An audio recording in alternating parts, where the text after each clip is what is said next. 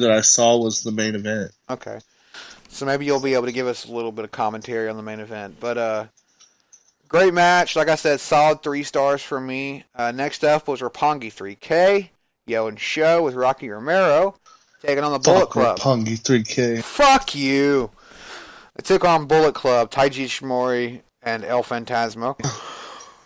They're the Deuce and Domino of New Japan, What bro. is your problem with Roppongi 3K? I love them. I can't stand it. I don't like Rocky Romero. Since like the very first time I seen Rocky Romero, I was like, man, fuck your face, bro. Then the whole like Chinese K-pop Backstreet Boy gimmick is just like whack. You're fucking whack. That shit's great. You're great. They're a great tag team. Like, I love those guys. You know, Roppongi 3K takes the win home. I hope they get great. Club. They hope they get what? I hope they get great by the grapist. You're a fucking terrible person. Like, oh my god. Oh, this is why we can't have nice things, Sean. Right here. But Taiji Ishimori and El Phantasmo fall to Roppongi 3K in a pretty solid tag team matchup. Goes 14 minutes, 8 seconds. I honestly would give it like a 3.75. It was a very high rating match. 5 maybe. You know, it was a very high rating match. That it was just all over the place, and they did a great job at it. You said Roppongi 3K. It's automatically a 1-star match. Oh, what the fuck ever. Next up was Zack Sabre Jr. defeating Sonata, which this match wasn't as good as I was hoping. I would probably give it like a 2. I don't know if it was just... I know they've had a couple of matches, and their other matches were really good, but this one I just couldn't get into, and I don't know if it's just me or whatever. But the athleticism was there, the story was there, it didn't work, I guess, this time. I don't know what it was. It was for the British Heavyweight Championship. And that one with Roppongi, and then was for the IWGP Junior Heavyweight Tag Team Championship, which, you know, Yo and Show won. I think Sonata's only good in tag teams. No, Sonata has had some great singles matches here of late, and honestly, if he keeps going the way he's going, I could see him hitting up the heavyweight division down the road. He had a great match with Okada at the end of 2019, and he's had some great matches with Zack Sabre Jr. throughout 2019. This one just didn't really work. I don't know what it was, but Sonata has got a great look. He's got a great move set on him. I think he's got a pretty good and rich full career in front of him as a singles competitor. I think eventually he'll leave LIJ and do his own thing. I will have to wait and see. But I do think Sonata's got a good career ahead of him. Next up, Jon Moxley defended his IWGP United States Championship against Juice Robinson. Another great match from these guys. Juice Robinson couldn't defeat Jon Moxley, but I didn't expect him to. He put a lot of heart in there, put a lot of work there, but Moxley just took it home. You know, but this match was like I give it like a 3.5. It was a solid singles match. That warms my heart. I bet it does. I'm sure you were happy about it. The coolest thing was Minoru showing up at the end, you know, fucking attacking Jon Moxley from behind. And that was some savagery, man. That pile driver was freaking nasty. The Gotch style pile driver is nasty, dude. He don't fucking play around. That's why I cannot wait to see this matchup. Moxley versus Minoru Suzuki. Especially if it's no disqualification. Oh my god, they're gonna fuck each other up, man. Like, it's gonna be a good matchup. That match gets, like I said, like a 3.5. It was a pretty solid matchup. Hiroki Goto defeated Kenta in a singles matchup for the Never Openweight Championship. This match didn't really, it was okay. It wasn't terrible. You know, Hideo Itami, a.k.a. Kenta, you know, is really back there in New Japan Pro Wrestling. He's a part of the Bullet Club. And he took on Hiroki Goto, trying to, I think, defend his Openweight Championship. And I think he lost it to Hiroki Goto. The match was good. But I don't know. I didn't really get into it. I don't know if it was Kenta. I've never been a big fan of Kenta or Hideo Itami. He's not terrible, but I don't know. He's kind of boring to me. I love Hiroki Goto. He's had some great stuff, especially the Beer City Bruiser. When we had him on, we talked about that because their match was insanely good. But it was okay. I give it like a 2.5, a solid 3, you know. Not really any fuck-ups or anything, I don't think. It was just kind of boring. Next up was Jay White defeating Kota Ibushi in just a singles matchup.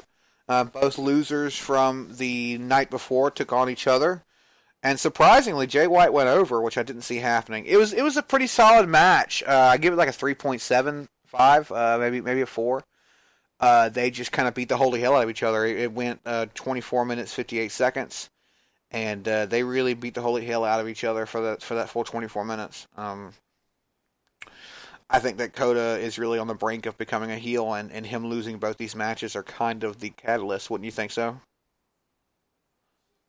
Oh, definitely. You lose 2 big matches at your biggest pay-per-view of the year. That's grounds to turn most people heel. Yeah. This next match, I'm probably going to get some shit for this. It was Chris Jericho versus Hiroshi Tanahashi. And he beat Tanahashi via submission. I really wasn't in this match all that much. I actually don't think it was that good of a match. Went 22 minutes, 24 seconds, and it just kind of made me... I was really just waiting for the main event. I watched the highlights of that match, and I agree. It just something was missing from it. It just, even just watching the highlights, I didn't feel that electricity that you would normally get from a co-main event, especially a Chris Jericho match. I think it honestly was a conflicting styles that really hurt it. You know, Jericho really being like this hybrid of cruiserweight, heavyweight kind of wrestling, and then also fucking Tanahashi having more of a technical style from Japan and stuff, and a little bit of high flyer stuff in there as well. There was some similarities, but I think that the differences really hurt them. And I don't know, it just felt like there wasn't very good communication out there in the ring.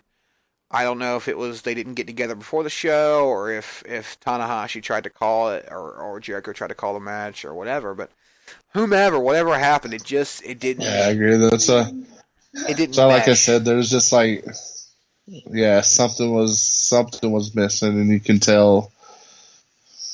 Yeah, and it just wasn't very good in my opinion. I gave it like, it was the lowest rated I think I did for the whole show, which was like a 1.9 or a 2 solid. It just wasn't very good for me, and I felt like it really should have been co-main event, to be honest. It really should have been in the middle of the card, I think. I think, honestly, they should have stuck the Jay White and Kota Ibushi match right there and had them middle of the card. So, and then we come to the main event.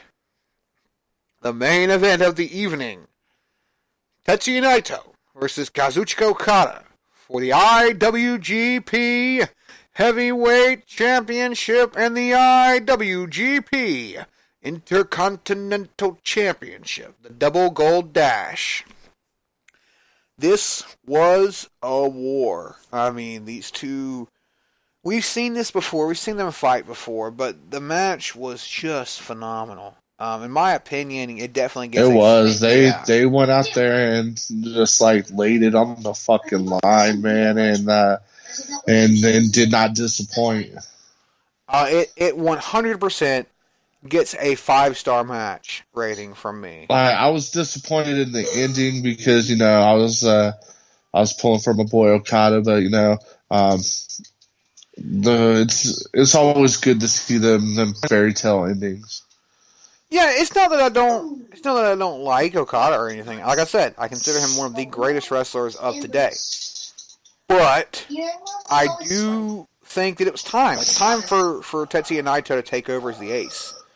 And if anybody deserves it, it's Tetsuya Naito. I mean, he's put his life out there. He's put he put his life on the line all the time for the company and everything, and he's been fucked over by the fans. And there's more on this. You can watch a full on the history of Tetsuya Naito on YouTube. It's under Show Buckle or something. You need to find it and watch it, and you'll understand why the story meant so much. But it really did. It meant a lot. This is kind of one of the biggest main events in the history of New Japan and of the past couple of years. Bigger than Kenny versus Okada, and bigger than Jericho bigger than Tanahashi versus Omega. Like this was huge. This was the equivalent of like Rock versus Hogan for them. And with the titles included is what made it so special, and him possibly taking the title home. And so it meant a lot. And I think that honestly, there's no way they would have been able to leave the building alive if Naito hadn't won those matches.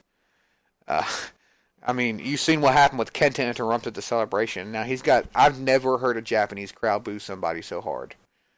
I've never heard a Japanese crowd. I remember after you watched it and you called me and we were talking about it a little, and you were telling me about that. I was like, man, it couldn't be that bad. So I went back and, like I said, the only match I watched of night 2 was that match, and like, holy shit, that's some like more heat than even Baron Corbin can pull. Like that was some straight hatred. I don't think Roman Reigns has seen that much heat. I mean, no. I mean, Kenta interrupts the celebration. That was the heat from all their ancestors. Yeah, that's exactly what that was. So Kenta interrupted the celebration of Tetsuya Naito after a phenomenal win over Kazuchika Okada, and let me tell you, like we were just talking, I've never seen somebody get so booed in Japan ever. You know what I'm saying? Like, it doesn't happen. They don't do that a lot. They usually are very conservative. They'll boo, like, oh, we hate that guy, But I mean, they were almost American fans. It was so bad. I could have sworn. Yeah, I was waiting for a freaking like ECW style like chairs to start flying and shit. Like it was bad. Freaking all because the ancestors of every wrestler and fan who's ever sat in the Tokyo Dome freaking rose up that night to just bring the full heat down in that building. All because Kenta interrupted his celebration, Tetsuya Naito's celebration. So can you imagine if fucking he had interrupted the match and costed Naito the match? Can you imagine what kind of hell they would have brought down upon him? Oh, I'm pretty sure there would have been a riot in that building. Like chairs would have flown. Yeah, I think so too. But yeah, no. Overall, I give the show a solid fucking 5.5 stars. I mean, this show was phenomenal. There was so much to happen. The stories were great. The pre-show is great. There's only 2 real dud matches in the show, in my opinion. And so, I give it 5.5 stars. 100%. Like I said, I didn't watch night 2, but everything that I did watch night 1, that amazing main event night 2, hands down, definitely a 5-star pay-per-view. Yeah, it was 5.5, but yeah, it was great. 5.5, Sean. 5.5 is the rating. It's 5.5. All right, Meltzer. But yeah, great show all in all. But yeah, Wrestle Kingdom. That's the show, guys. We've been waiting to cover it. I'm sorry it took us so long. It's mostly Sean's fault. He's a bitch. But next up, we've got a interview with Chad French from Midwest Territory. Sean, did you have to go, buddy? Yes, I was just about to pop in and say. All right. Well, hey, if you guys and give my dues. Real quick, feel free to follow me on Twitter at HappyTheClown14. Follow me on Facebook as well. Just type in Happy the Clown. You see this big smiley clown face. And as always, thank you so much to the fans all around the world in Canada, Singapore, Japan, wherever you're listening in from. We appreciate it. And We're sitting pretty close